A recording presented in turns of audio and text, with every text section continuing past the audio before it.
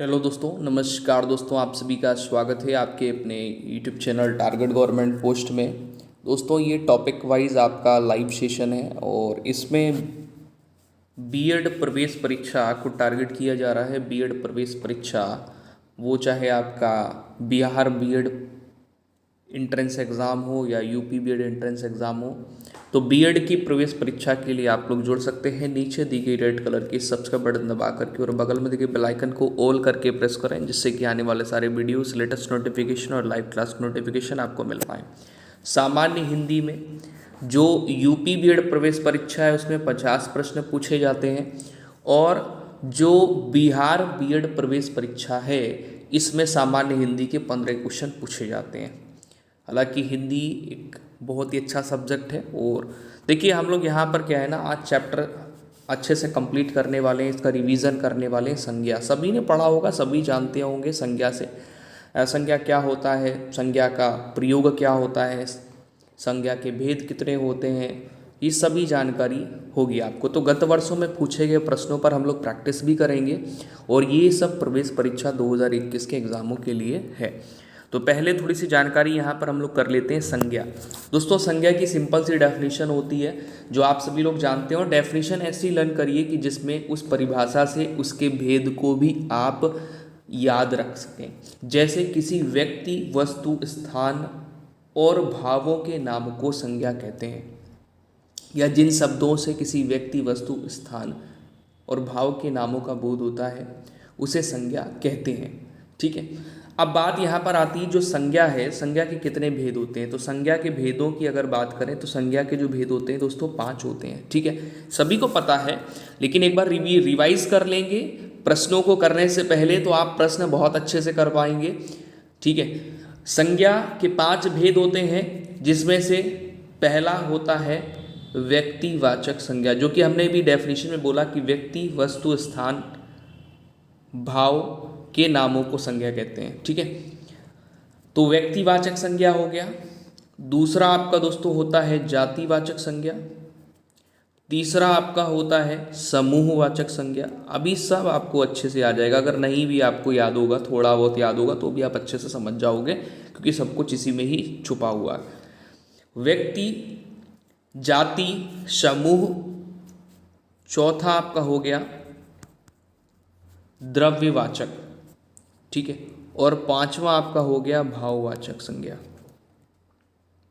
ठीक है, अच्छा, अब व्यक्तिवाचक संज्ञा की अगर बात करें दोस्तों, किसी विशेष व्यक्ति, वस्तु, किसी विशेष व्यक्ति और स्थान के नाम का जहाँ पर बोध होता है वहाँ व्यक्तिवाचक संज्ञा होती। जैसे कि हम लोग किसी विशेष व्यक्ति की बात करें, राम, श्याम, मोहन, किसी भी व्यक्ति की बात करें, उसका नाम लेकर अगर हम बोल रहे हैं उसको, तो वहाँ पर व्यक्तिवाचक संज्ञा होगा, राम, मोहन, तुलसी, ये सभी। अब जाति की अगर हम लोग बात करें तो जाति में क्या होता है कि किसी वस्तु की संपूर्ण, किसी वस्तु या किसी व्यक्ति की संपूर्ण जाति का जहाँ पर बोध होता है जिस संज्ञा शब्द से, वहाँ पर जातिवाचक संज्ञा होता है। जैसे हमने आपसे बोला मनुष्य, तो मनुष्य एक क्या है, ये मनुष्य शब्द जो है ये मनुष्य की जाति का बोध करा रहा है। ठीक है, तो यहाँ पर आपका मनुष्य जो होगा ये जातिवाचक संज्ञा होगा। अब यहीं पर बात करें समूह की, तो समूह से एक चीज़ आपको समझ में आती है कि जहाँ पर समूह की बात हो रही हो, दल की बात हो रही हो, झुंड की बात हो रही हो, सभा की बात हो रही हो, वहाँ पर आपका समूहवाचक संज्ञा होगा। समूहवाचक संज्ञा शब्द कैसे पहचानेंगे, जहाँ पर समूहों का बोध होता है। जैसे हमने आपको एग्जाम्पल दिया, झुंड, दल, सभा, सेना, गिरोह, ये सभी समूहवाचक संज्ञा शब्द होते हैं। अब यहाँ पर देखिए बात आती है द्रव्य, तो द्रव्यवाचक संज्ञा शब्द जैसे आपका तरल पदार्थ हो गया, जैसे पानी हो गया। ठीक है, कोई पदार्थ हो गया, पीतल हो गया, सोना हो गया, चांदी हो गया। ठीक है, ये सभी आपके द्रव्य वाचक संज्ञा शब्द होते हैं। जहाँ पर या जिन संज्ञा शब्दों से धातु, द्रव्य का बोध होता है वहाँ पर आपका द्रव्यवाचक संज्ञा होता है। अब बात करते हैं भाव की। तो जहाँ पर या जिन संज्ञा शब्दों से व्यक्ति या पदार्थ के धर्म या गुण का बोध हो, वहाँ पर भाववाचक संज्ञा शब्द होता है या भाववाचक संज्ञा होता है। ठीक है, या जिन संज्ञा शब्दों से किसी व्यक्ति या पदार्थ के गुण धर्म भाव का बोध होता है, वहाँ पर भाववाचक संज्ञा शब्द होता है। जैसे अच्छाई, बुराई, चौड़ाई, मिठास, इस तरह के जो शब्द होते हैं वहाँ पर भाववाचक संज्ञा शब्द होता है।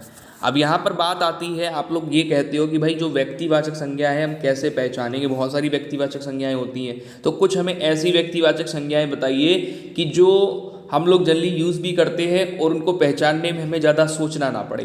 तो जैसे दोस्तों यहाँ पर हो गया व्यक्ति, किसी का नाम हो गया, नदियों के नाम हो गए। ठीक है, पहला यहाँ पर बात करेंगे जो व्यक्तिवाचक संज्ञा की हम लोग बात कर रहे हैं, इसमें दोस्तों नदियों के नाम हो गए, नदियों के नाम। ठीक है, झीलों के नाम हो गए, झीलों के नाम हो गए। ठीक है, समुद्रों के नाम हो गए, ध्यान रखिएगा या लिख लीजिए कहीं पर। पहाड़ों के नाम हो गए। ठीक है, गांवों के नाम हो गए। ठीक है, राज्यों के नाम हो गए। ठीक है, देशों के नाम हो गए। ठीक है, और पुस्तकों के नाम हो गए। ठीक, और दुकानों के नाम हो गए, सड़कों के नाम हो गए, नगरों के नाम हो गए। ठीक है, और पहाड़ों के नाम, हाँ लिखवा दिया है, पहाड़ों के नाम, गांवों के नाम भी हो गए। ठीक है, त्योहारों के नाम भी हो गए, ऐतिहासिक घटनाएं भी हो गई, त्योहारों के नाम हो गए। ठीक है, और जो ऐतिहासिक घटनाएं होती हैं उनके नाम हो गए। इस प्रकार से आप याद रख सकते हैं जो व्यक्तिवाचक संज्ञा शब्द होते हैं, नदियों, झीलों, समुद्रों, पहाड़ों, गांवों और राज्यों, देशों। ठीक है, महादेशों के नाम हो गए, सड़कों, दुकानों, प्रकाशनों के नाम हो गए, महीनों के नाम हो गए। हाँ, ये भी ध्यान रखिए, दिनों के नाम और महीनों के नाम। ठीक है, ये आपके व्यक्तिवाचक संज्ञा में आते हैं। ठीक है, अब यहाँ पर हम लोग सेकंड बात करेंगे जाति, जातिवाचक।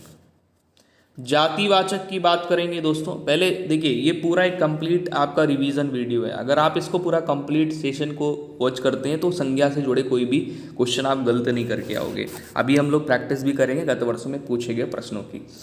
तो जातिवाचक संज्ञा, जातिवाचक संज्ञा किसी वस्तु, ये तो हमने डेफिनेशन तो करवा दी है, किसी वस्तु, प्राणी और उसकी संपूर्ण जाति का जहाँ पर बोध होता है वहाँ पर आपका जातिवाचक संज्ञा शब्द होता है। अच्छा, अब यहाँ पर देखिए कुछ हमें याद भी होने चाहिए ना कि कुछ ऐसी संज्ञाएं जो कि जातिवाचक ही होती हैं। जैसे पशुओं, पशुओं के नाम हो गए, पक्षियों के नाम हो गए,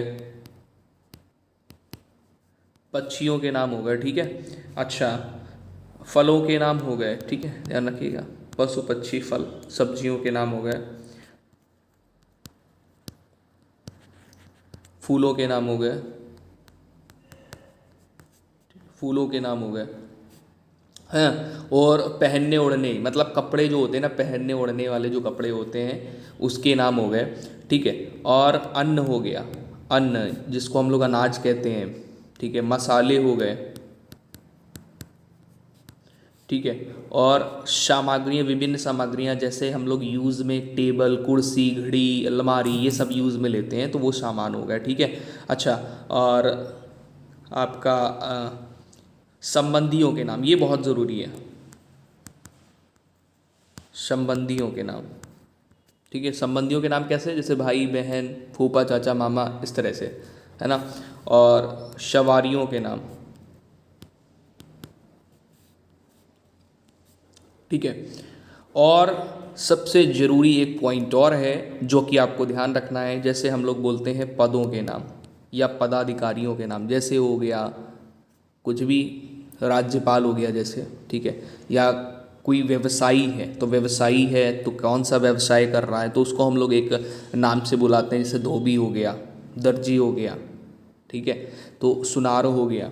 ये सभी आपके जातिवाचक संज्ञा शब्द में आते हैं। ठीक है, अब हम लोग बात करेंगे यहाँ पे तीसरा नंबर है समूहवाचक। समूहवाचक की अगर बात करते हैं तो जहाँ पर किसी समूह का बोध होता है। ठीक है, जैसे हम लोगों ने यहाँ पर बात किया गिरोह, ठीक है, झुंड हो गया, दल हो गया, सभा, सेना, ठीक है, आदि इसी प्रकार के और भी शब्द होते हैं। ठीक है,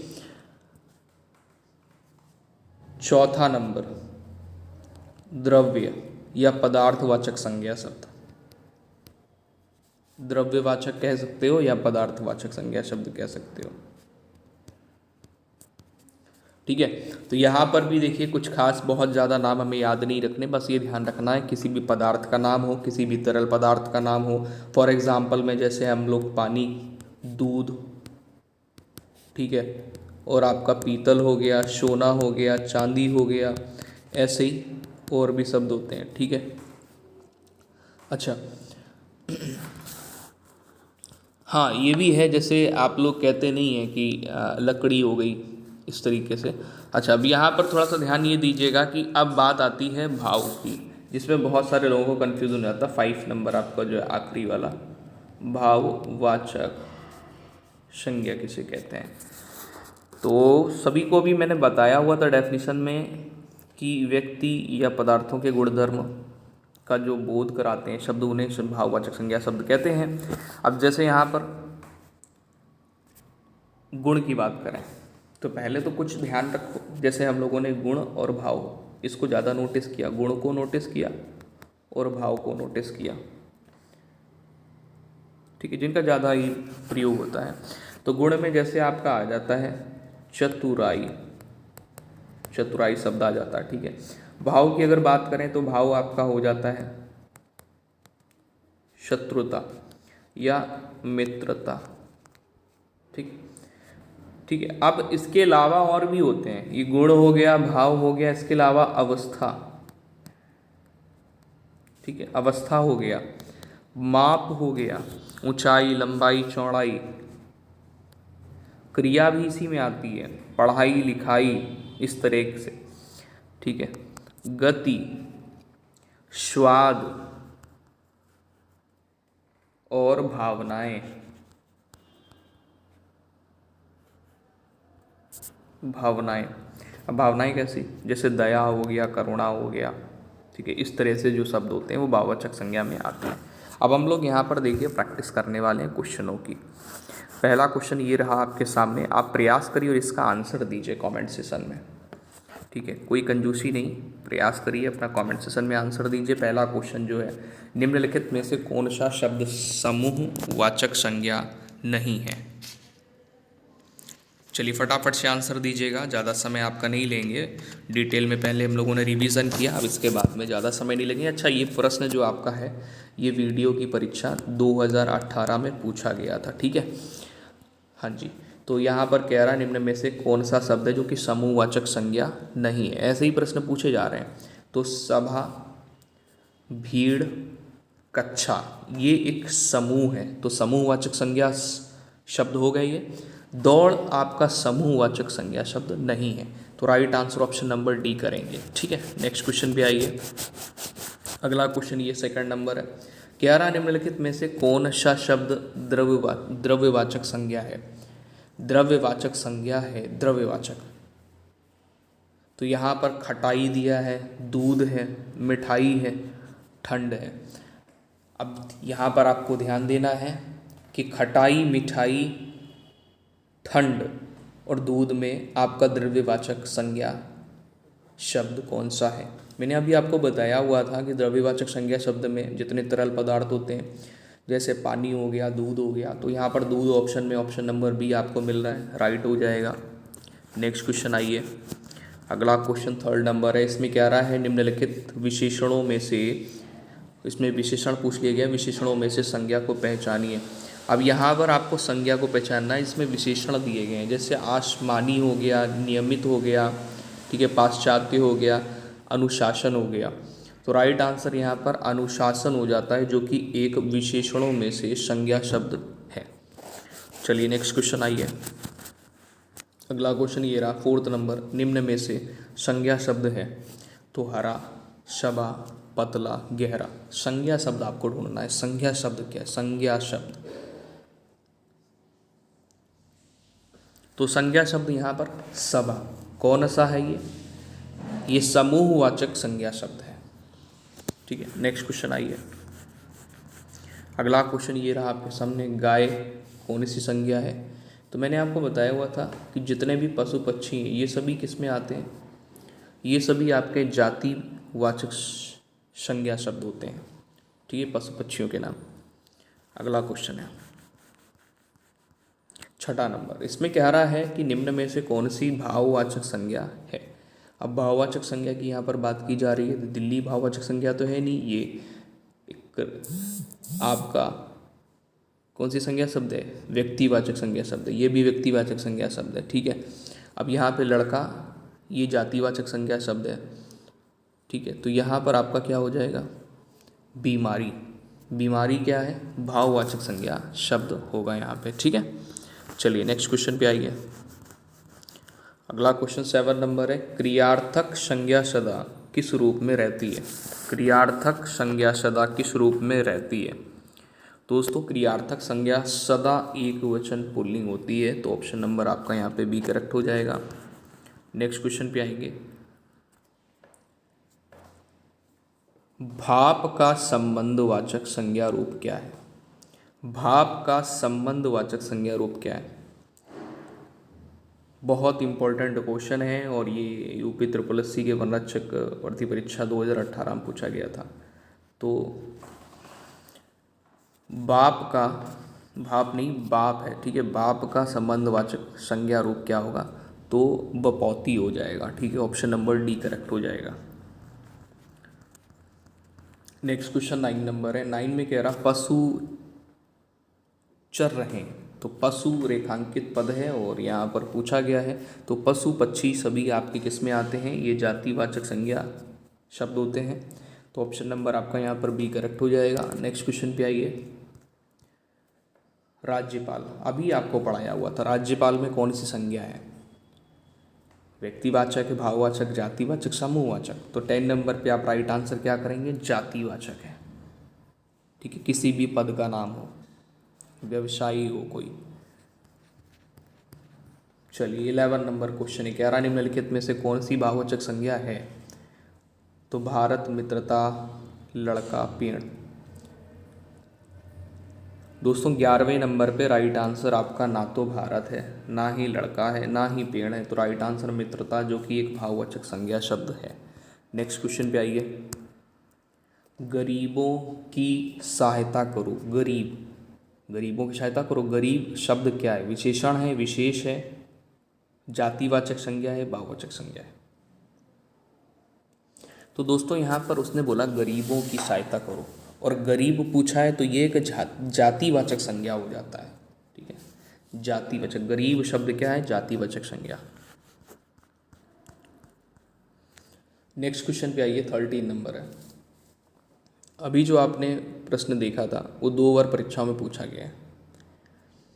13 नंबर है बुढ़ापा, ये भी आपका जूनियर असिस्टेंट में पूछा गया और इसके पहले वीडियो के एग्ज़ाम में।